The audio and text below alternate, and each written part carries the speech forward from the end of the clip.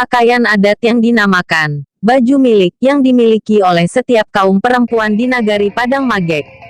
Pakaian tradisi ini dikuatkan dengan aturan pernak sejak beberapa tahun lalu, yang harus digunakan untuk keseluruhan aktivitas adat dan kegiatan kemasyarakatan di Padang Magek.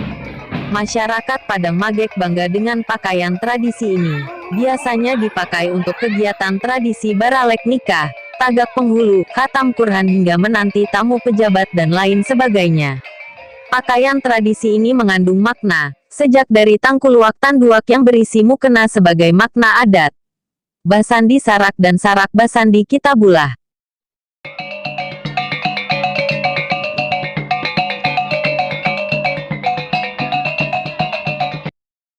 Agar channel ini selalu dapat memberikan video terbaru kepada Anda, silakan diklik tulisan subscribe berwarna merah di bawah ini.